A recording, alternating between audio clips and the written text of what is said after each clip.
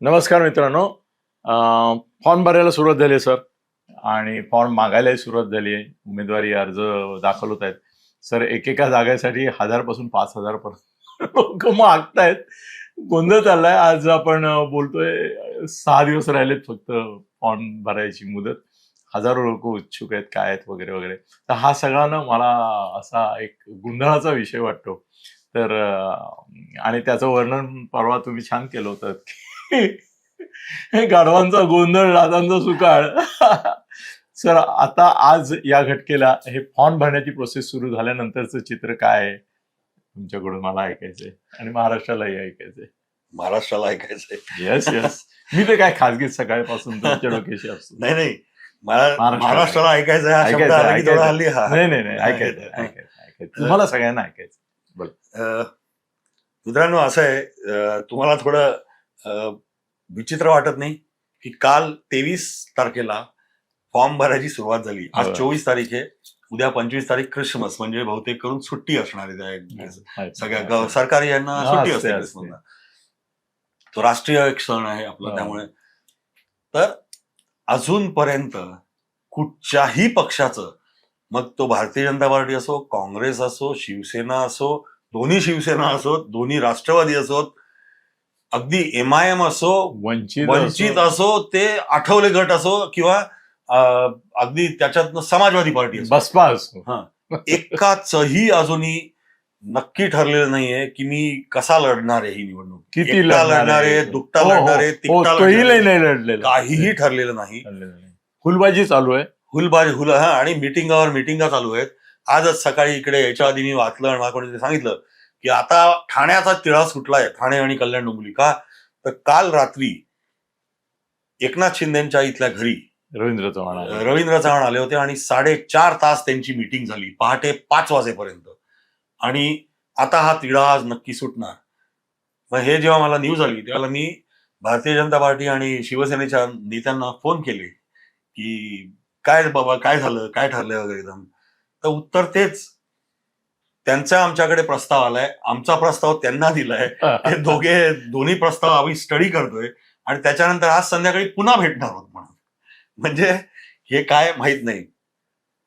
दुसऱ्या बाजूला महाआघाडी, ते पण काय बिघड नाहीये.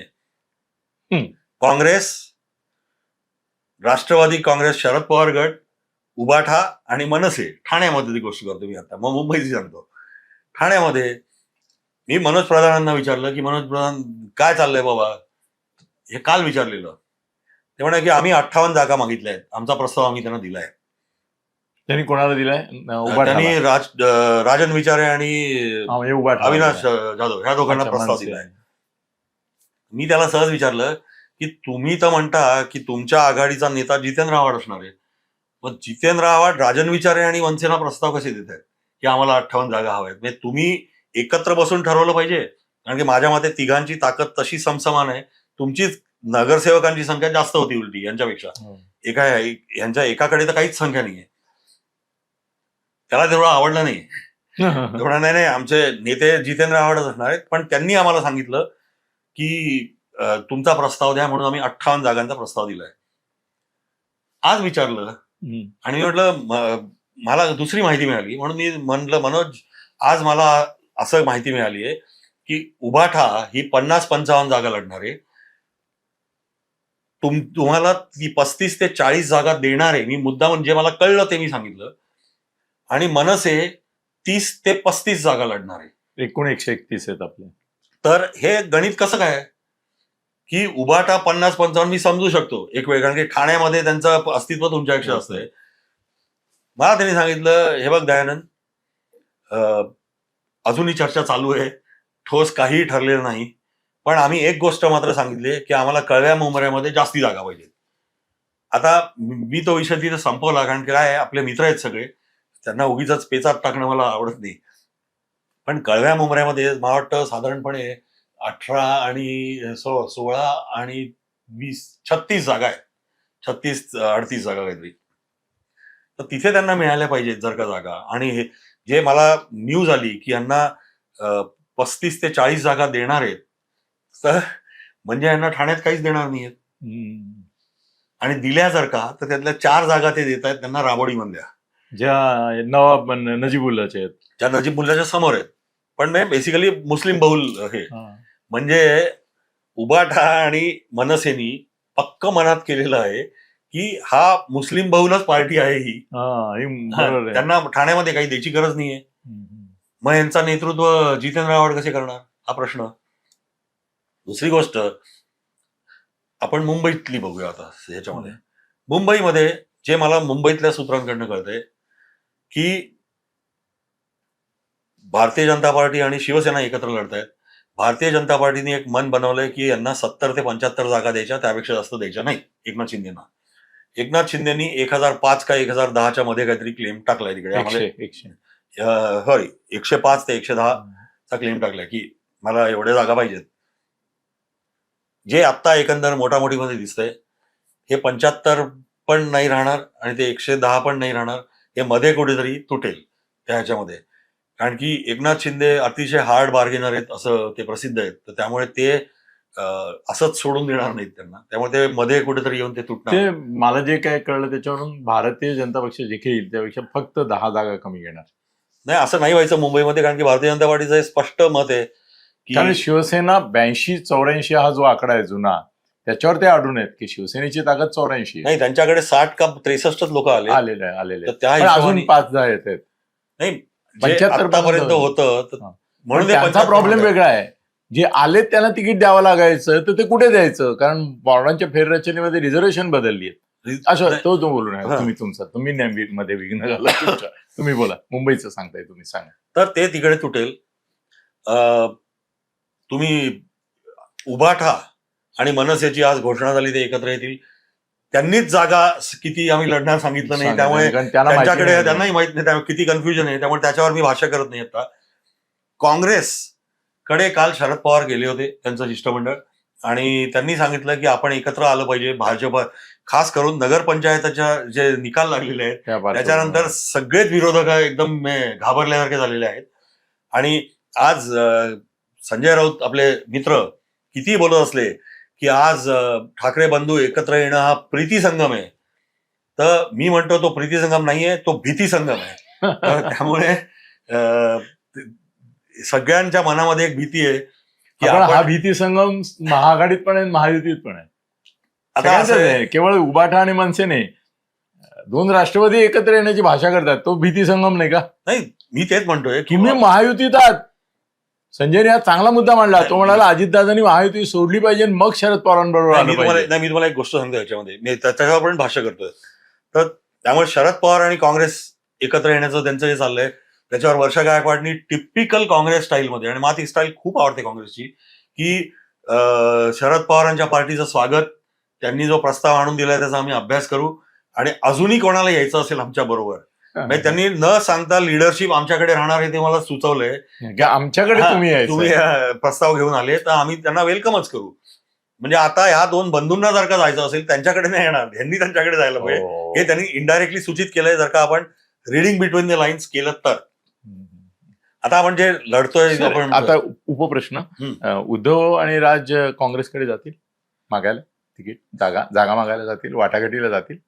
माझ्या मते जर का त्यांची इच्छा तर असेल, मध्ये त्यांना, कारण मुस्लिम दलित वोट नाही, म्हणजे फॉर एक्झाम्पल तुम्ही पूर्वी अशा खूप लोकांना जवळ आणलंय आणि घडवून आणल्यात गोष्टी, तर तुम्ही किंवा तुमच्यासारखे इतर कोणी जर का लोक मध्यस्थ म्हणून गेले तर काँग्रेस काय आणि उभाटा काय दोघेही तयार होतील. कारण की त्यांना एक गोष्ट तर माहिती आहे. संजय आहे ना सर, संजय राहुलचा मित्र आहे. हो, म्हणतो त्यांना एक नाही, संजय म्हणजे तो उभाटाकडला झाला.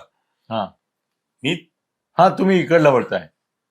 तुमच्यासारखे लोक जे मध्यस्थ म्हणून काम करू आधी केलेलं आहे, 4 लोकांना एकत्र, ओके, असं कोणी मध्यस्थ त्यांना मिळालं बाहेरचे. कारण काय, आपला माणूस गेला की तुम्ही हल्लीच्या राजकारणामध्ये तुम्ही कमकुवत आहात असं दिसतं. ते म्हणजे की तुम्ही आलात, मागायला आलात, गरज तुम्हाला आहे, म्हणून मग दुसऱ्या कोणीतरी सुचवू शकतो की बाबा तुम्ही एकत्र आलात तर महाराष्ट्राचं भलं होईल. चंदू मामा वैद्य लागतो एक. खरं नाही. आता हा तुम्ही जर मगाशी हे काढलात किंवा जे राऊत बोलले त्याच्यावर मी सांगतो की देवेंद्र फडणवीसांची, मी कालच फेसबुकवरती एक लेख लिहिलेला आहे, खूप व्हायरल झालाय, की भाजपचं प्रॅक्टिकल पॉलिटिक्स त्या लेखाचं नाव आहे. त्यामध्ये मी सांगितलंय देवेंद्र फडणवीस जे राजकारण खेळतायत ते लोकांना समजत नाहीये. त्यांनी काय सांगितलं की ह्या निवडणुका सर्वात खालच्या स्तरावरच्या माणसाच्या निवडणुका आहेत. म्हणजे लोकसभेच्या मध्ये तुम्ही लोकसभेमध्ये 542च लोक असतात, त्यामुळे सिलेक्टिव्ह 500 लोकांना तुम्ही मतदान करत असता देशामध्ये. विधानसभेमध्ये सुद्धा फक्त 288 जागा, इथे हजारोनी जागा आहेत आणि अक्षरशः आपापल्या गल्लीमधला नेता कोण व्हावा हे तुम्हाला सिलेक्ट करायला एक अवसर असतो इथे. त्यामुळे जर का युत्या केल्या पार्ट्यांनी तर मग जो तळागाळातला कार्यकर्ता, जो डिझर्विंग कार्यकर्ता आहे त्याच्याकडे कुठेतरी दुर्लक्ष होण्याचा चान्स असतो, कारण की दुसरा पार्टीचा कार्यकर्ता अधिक डिझर्विंग आहे असं वाटू शकतं त्या आघाडी युतीमध्ये कंपॅरिझनमध्ये, आणि त्याला तिकीट द्यावं असं येऊ शकतं. मग हा नाराज होतो आणि मग तो आणखीन दुसरीकडे जातो आणि ह्या वेळेला ऑप्शन तर 6-8 ऑप्शन्स आहेत पार्ट्यांचे. तर तसं काही होऊ नये आणि अजितदादांनी अगदी प्रॅग्मॅटिक प्रॅक्टिकल भूमिका सुरुवातीला घेतली होती की मला माझ्या सगळ्या कार्यकर्त्यांना मला चान्स द्यायचा आहे आणि नाही दिला तर ते बंडखोरी करून शरद पवारांच्या पार्टीकडे जातील, त्यामुळे मी कुठच्याही परिस्थितीमध्ये युतीमध्ये येऊन लढणार नाही हे त्यांनी सुरुवातीला सांगितलेलं होतं. आणि नंतर आम्ही आहोतच तुमच्याबरोबर. तर हा जो फॉर्म्युला काँग्रेस आणि राष्ट्रवादी काँग्रेसनी अतिशय सुरेखपणे महाराष्ट्रात राबवला होता 15 वर्ष, हे 3 विधानसभा निवडणुका जिंकले 2000 ते 2014 पर्यंत. तर तो फॉर्म्युला आज देवेंद्र फडणवीस, अजितदादा पवार, एकनाथ शिंदे महाराष्ट्रात राबवत आहेत. ते काय म्हणतायत, लोकल ठिकाणी तुम्ही जे करायचं ते तुम्ही करा. आता पुण्यामध्ये ह्या दोघांनी युती करायची नाही ठरवली, कोणी बीजेपी आणि राष्ट्रवादी अजित. तर मग फडणवीस म्हणतात त्यांना जे करायचं ते करतील, आम्हाला जे करायचं ते आम्ही करू. तिथे जर का राष्ट्रवादीची मतं फुटू नयेत म्हणून शरद पवार एकत्र यावे असं वाटलं आणि ते शरद पवारांनी त्याला दुजोरा दिला समजा आणि ते एकत्र आले तर आले, निवडणुका होतील, कोण निवडून येतील, त्यानंतर पुन्हा महायुतीमध्ये हे एकत्रच येऊन बसणार आहेत, सगळे सरकारमध्ये आहेत आणि तिकडे पण स्टँडिंग महापौर पद हे ते सगळं डिस्कस करताना एकत्रच येणार. तर हे प्रॅक्टिकल राजकारण सगळीकडे चालू आहे. मुंबईमध्ये थोडी परिस्थिती वेगळी आहे आणि मुंबईचा डायरेक्ट रिफ्लेक्शन हे ठाण्यावर पडतं, कारण की उपमुख्यमंत्री एकनाथ शिंदे ठाण्याचे आहेत. आणि जसं एकनाथ शिंदेची ती भावना असू शकते की मी जर का मुंबईमध्ये तुम्हाला मदत करतोय किंवा तुम्हाला माझी मदत मुंबईमध्ये हवी असेल, तुम्ही टोटली सेफ व्हायला, तर मी तीच मदत ठाण्यामध्ये अपेक्षित करणार. मला पण सेफ व्हायचंय आणि सेफ व्हायचंय म्हणजे काय, मला ठाण्यात अडकून नाही बसायचंय वेगळं लढून, मला महाराष्ट्राभर जायचंय. तुमच्याकडे आहेत 50 कार्यकर्ते लोक, 29 ठिकाणी त्यांनाच जायला लागणार आहे. तर हा सगळा विचार करून ते प्रॅक्टिकली त्यांनी निर्णय घेतला आणि वेगवेगळे लढत आहेत. अजितदादा पवारचं बघा, आणि मला तर कधी कधी वाटतं ह्या 3 नेत्यातलं जे अंडरस्टँडिंग आहे, बाहेर कार्यकर्ते किती बोंबलो की आम्हाला वेगळं लढायचं आहे, आम्ही स्वबळावर लढू घेते, ते सगळं ठीक आहे, त्यांच्या भावना आहेत, ते लोकल लेवलला बोंबाबोंब करतात, पण त्या भावना विचारल्या किती जातात किंवा विचारात किती घेतल्या जातात प्रत्येक पक्षाकडनं. उदाहरण देतो ठाण्याचं, मग मुंबई पुन्हा. ठाण्याचे निवडणूक प्रमुख म्हणून घोषित केले होते संजय केळकर आणि प्रभारी म्हणून घोषित केले होते गणेश नाईक. आणि त्यावेळेला असं होतं की आता ठरलंय स्वबळ शिवसेनेबरोबर युती नाही, गणेश नाईक आहेत आणि नाईक इथे येऊन सगळं हे ते करतील. आणि त्या प्रेशर अंडर संजय केळकर पण म्हणत होते की सगळ्यांना असं वाटतं की आपण स्वबळाने लढलं पाहिजे, आपण स्वबळाने लढलं पाहिजे. आता हाफ वे काय, आता ऑलमोस्ट 80% रस्ता पार केलाय. त्यांनी गणेश नाईकांना सांगितलं तुम्ही नव्या मुंबईवर कॉन्सन्ट्रेट करा. ठाण्यामध्ये त्यांनी निरंजन डावखरेला आणलं प्रभारी म्हणून, गणेश नाईकांच्या जागी निरंजन डावखरेला. ते का आणलं, तर गणेश नाईक अग्रेसिव्ह नेते होते एकनाथ शिंदेच्या विरुद्ध, त्यांचं हे जमलं नसतं किंवा किती जमेल हे माहीत पडलं नसतं त्यांना. पडती भूमिका जर का घ्यायची झाली तर ते घ्यायला तयार किती होतील हा क्वेश्चन मार्क. म्हणून मला असं कधी कधी वाटतं की देवेंद्र फडणवीसांनी ठरवून निरंजन डावखरेंना एक जबाबदारी देऊन पाठवलंय की तू तिकडे जा आणि कसंही करून युती होईल हे बघ. म्हणजे एका दगडामध्ये त्यांनी गणेश नाईकांना पण बाजूला केलं आणि रवी चव्हाण जे प्रदेश अध्यक्ष आहेत त्यांना पण सिग्नल पाठवलं की मी ह्याला पाठवलंय इथे, कसंही करून युती होईल हे बघ तू म्हणून. आणि संजय केळकरना तो पण मेसेज आहे.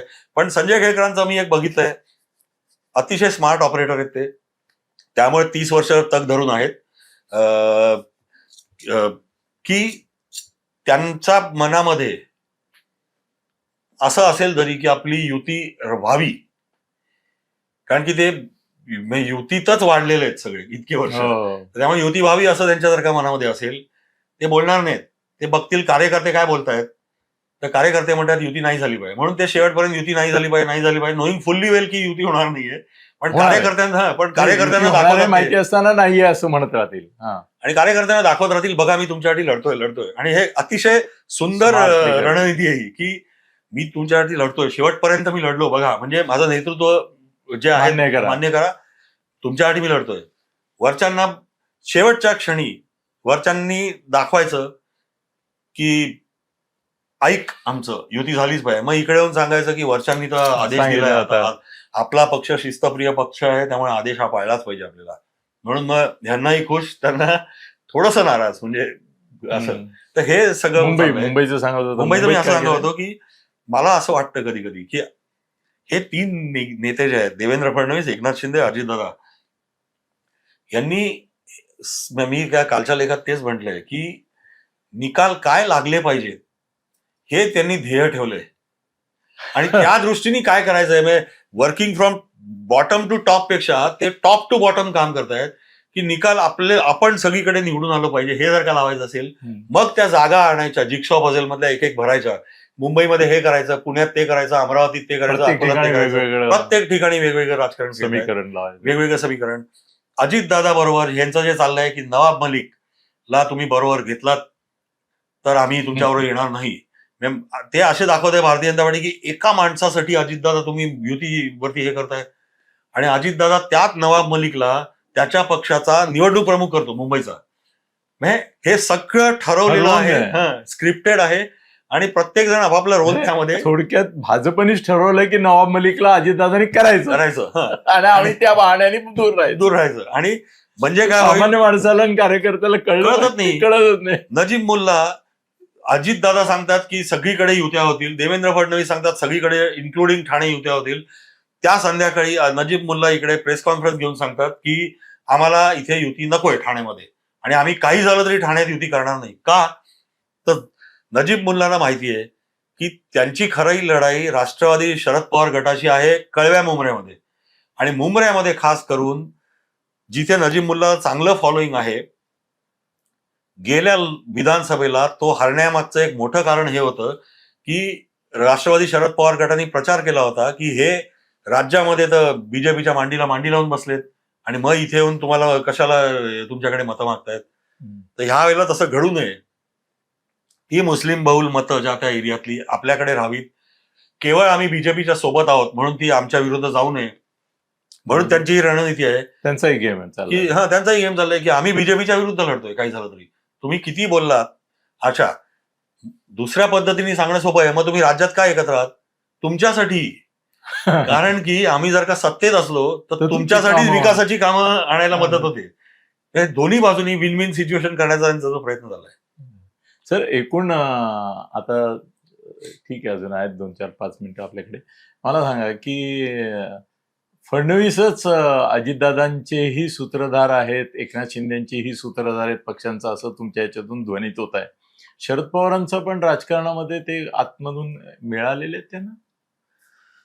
आपण मला वाटतं 3 दिवसापूर्वीच्या व्हिडिओमध्ये पहिल्यांदा ते ब्रेक केली होती बातमी की हे दोघे एकत्र येत आहेत, शरद पवार अजित पवार, आणि ते तसंच झालं. मी ऍक्च्युली त्यावेळेला म्हटलं होतं की मला वाटत नाही की इतक्या लवकर होईल महापालिका निवडणुकीत, पण ते होताना पुण्यात तर काय होताना दिसतंय, म्हणजे सो एकत्र येण्याचं त्यांचं सुरू झालं असेल. फडणवीसांचं शरद पवारांशी पण त्यांचा असेल बिहाइंड द कर्टन सूत, जसं अजित पवारांची 100% असेल, उपरसे 100% असेल. हा ना, कारण की त्या दोघांची डोकी किंवा त्या दोघांची कार्यपद्धती किंवा विचार करण्याची सगळी स्टाईल शरद पवार आहेत आणि तेही देवेंद्र फडणवीस आहे, असं ते गणित आहे. त्यामुळे ते दोघे आपसात परत एकत्र असतील. बरोबर आहे. म्हणजे आपण इकडे काही विश्लेषण काय काय करत बसतो ते सगळं मिळून दोघं ठरवतात. आणि मला असं स्पष्ट माझं मत आहे, शरद पवार डायरेक्टली का येत नव्हते इतके वर्ष बीजेपीच्या साईडला, तर त्यांचं अख्खं आयुष्य जनसंघ भारतीय जनता पार्टीच्या विरुद्ध लढण्यात गेलं. मध्ये त्यांनी पुलोचा जनता पार्टीचा प्रयोग जो केला काळ तेव्हा. होता, पण त्यावेळेला ते जनसंघ आणि भाजप हे नव्हतं, ते जनता पार्टी जनता होती पार्टी त्यावेळेला. होती.